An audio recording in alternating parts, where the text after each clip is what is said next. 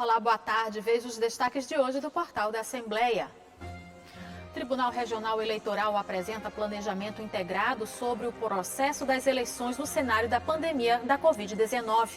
INSS adia mais uma vez a reabertura das agências para atendimento presencial.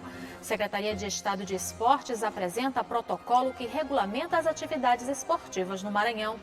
Pesquisa da Fé Comércio aponta que mais de 100 mil famílias estão endividadas em São Luís. E mais, Centro de Referência em Economia Solidária se prepara para funcionar na Casa do Maranhão, aqui em São Luís. É agora no portal da Assembleia.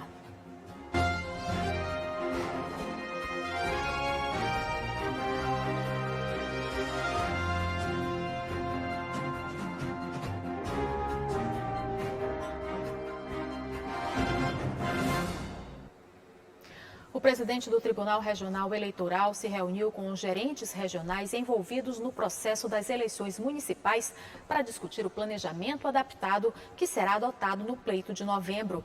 O objetivo é garantir a segurança da saúde de eleitores e mesários.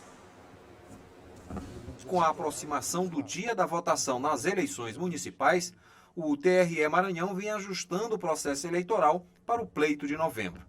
Assim, realizou uma reunião com o objetivo de apresentar o planejamento integrado, desenvolvido e adaptado pelos 27 gerentes de processo das eleições diante do contexto da pandemia, porque a meta é fazer uma grande eleição, mesmo diante das adversidades. A reunião foi espetacular, muito boa realmente, fiquei bastante satisfeito, tanto quanto quem participou também, porque estão já organizados, está todo mundo pronto, está todo mundo apontado, digamos assim, para deflagrar o processo eleitoral e fazer as eleições, claro, com toda tranquilidade, nas datas já designadas aí pelo Tribunal Superior Eleitoral.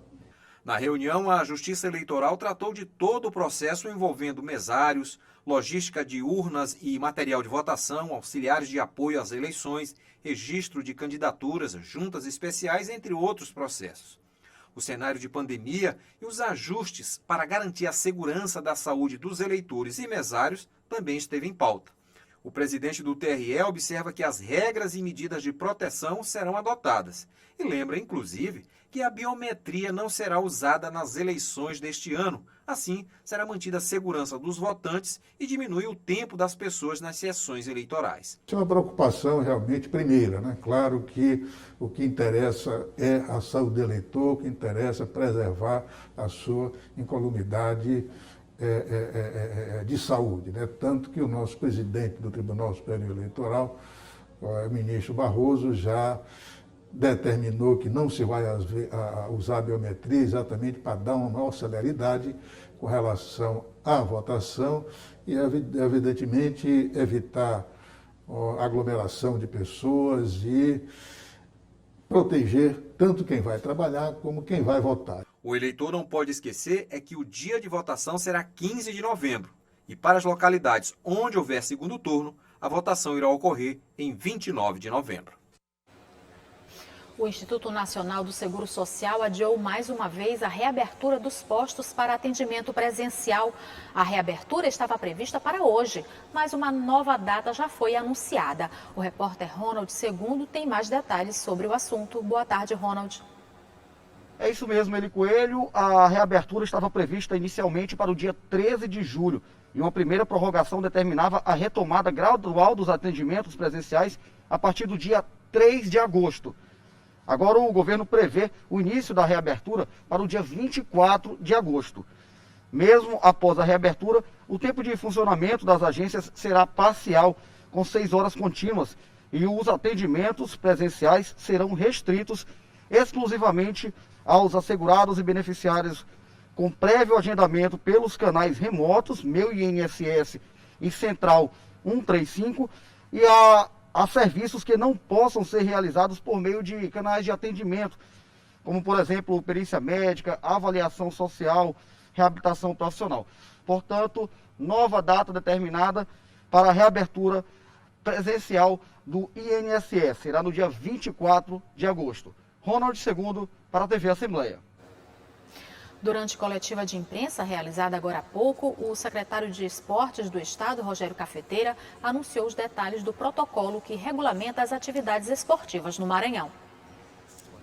O secretário de Estado de Esporte e Lazer tratou dos protocolos que já estão sendo adotados e a forma como se dará a retomada em outras práticas esportivas. Rogério Cafeteira observou que a reabertura será feita em 3 ciclos e detalhou o que foi planejado. Serão 90 dias, né? São ciclos mensais, de 30 em 30 dias.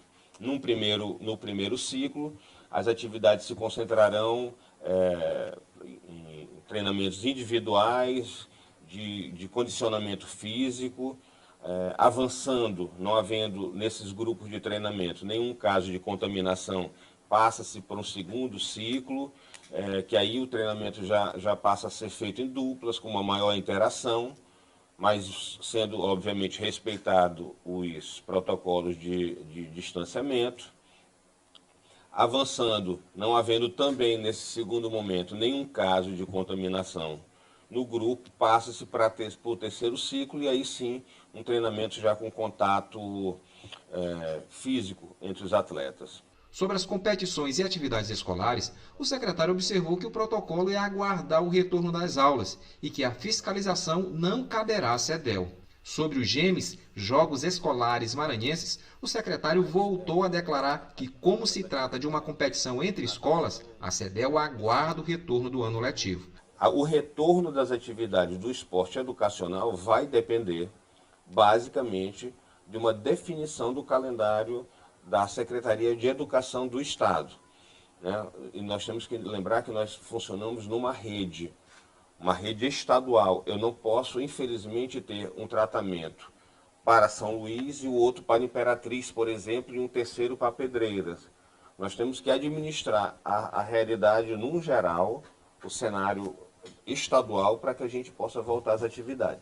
Sobre o Campeonato Estadual de Futebol, o Rogério Cafeteira disse que o protocolo acompanha o que vem sendo adotado em outros estados com uma rotina de testagens. Dentro dessa liberação existe todo um protocolo que segue o mesmo modelo das competições de Rio, São Paulo. É mais ou menos o protocolo que está sendo utilizado em todo o país. Então, com testagens, né, cada jogos, limitação de profissionais, e tenho certeza que essa fiscalização será feita pelos órgãos competentes. Então, o retorno do futebol está sendo feito dentro do protocolo apresentado pela Federação Maranhense e pelos clubes. Ao fim da coletiva, o secretário disse que, com os protocolos adotados e a colaboração de todos, espera que a volta às atividades esportivas seja tranquila e segura. E veja, no próximo bloco, pesquisa da Federação do Comércio de Bens, Serviços e Turismo aponta que mais de 1.000 famílias ludovicenses estão com as contas atrasadas. E mais, Centro de Referência em Economia Solidária se prepara para funcionar na Casa do Maranhão, aqui em São Luís. O portal volta já.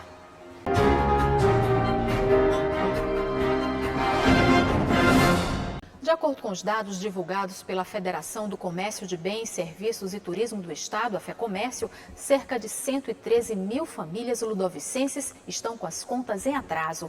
Ainda de acordo com o órgão, o aumento das dívidas está diretamente ligado à pandemia do novo coronavírus. 36,9% das famílias ludovicenses estão com contas em atraso. Isso foi o que constatou a pesquisa de endividamento e inadimplência do consumidor, realizada todos os meses pela Federação do Comércio de Bens, Serviços e Turismo do Estado do Maranhão. Desde abril de 2011, não é registrado um percentual tão elevado. A pesquisa mostra também que 85,5% dos consumidores recorreram às formas de financiamento neste mês para possibilitar o consumo.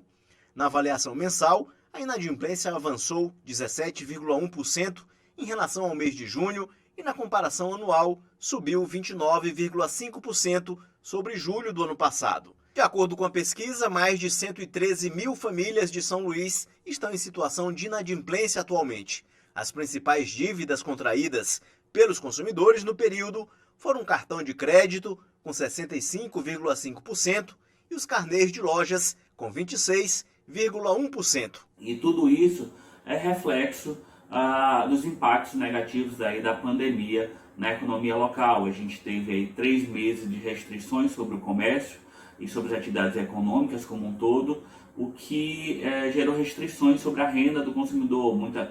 Muitos consumidores perderam o emprego, foram mais de 8 mil postos de trabalho eliminados durante o ápice da crise de março até maio, e tudo isso fez com que o consumidor precisasse lançar mão de alternativas de crédito, principalmente o cartão de crédito, para financiar o seu consumo, as suas despesas correntes no dia a dia, comprar no supermercado, as suas despesas de farmácia e as demais despesas do dia a dia. A Agência Estadual de Mobilidade Urbana e Serviços Públicos atualizou os horários de embarque e desembarque dos ferryboats. As empresas devem manter os protocolos de prevenção à Covid-19. A Agência Estadual de Mobilidade Urbana e Serviços Públicos atualizou os horários de embarque e desembarque dos ferryboats. A partir do dia 31 de julho, a travessia entre os terminais da Ponta da Espera e Cujupe acontecem obedecendo os seguintes horários. Sentido Terminal Ponta da Espera, Cujupe, 3 horas, 5 horas, 7 horas, 8 horas, 10 horas, meio-dia, 1 hora da tarde, 3 horas da tarde e às 7 da noite. Sentido Terminal Cujupe Ponta da Espera, 5h30 da manhã, 7h30, 9h30, 10h30, meio-dia e meia, às 2h30 da tarde, 3h30 da tarde, 5h30 da tarde e às 9h30 da noite. Ficou estabelecido ainda que caminhões, veículos de serviços essenciais, veículos utilizados no transporte de pacientes, agentes de saúde e de segurança devem ter prioridade nos embarques. Durante o transporte, as empresas terão ainda que intensificar os protocolos de prevenção à Covid-19. Viagens extras poderão ser disponibilizadas de acordo com a necessidade. O Centro de Referência Estadual em Economia Solidária, que fomenta o cooperativismo entre pequenos produtores maranhenses, vai mudar de endereço. Antes funcionando em um espaço alugado, agora o Cressol vai passar a ter sede na Casa do Maranhão, no Centro Histórico de São Luís. O Centro de Referência Estadual em Economia Solidária é uma iniciativa criada para fortalecer empreendimentos solidários do Estado. O espaço fomenta a cultura do cooperativismo e associativismo entre pequenos produtores maranhenses. Atualmente, 70 empreendimentos solidários estão articulados ao centro, que também funciona como um espaço de comercialização de produtos da agricultura familiar e do artesanato maranhense. O Cressol, como o próprio nome já diz, é o Centro Estadual de Referência de Economia Solidária. Então, o Cressol ele é uma conquista do movimento social de economia solidária e ele é a afirmação da existência de uma política de economia solidária para a vida desses empreendedores.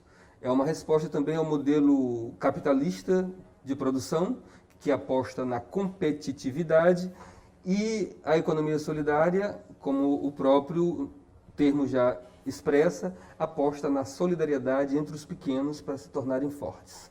Então, o Centro de Referência congrega o espaço de convivência desses grupos no sentido de aprimorar suas estratégias, de fortalecer essa cultura da solidariedade e de fortalecer uma prática concreta para efetivar e fortalecer essa política enquanto direito.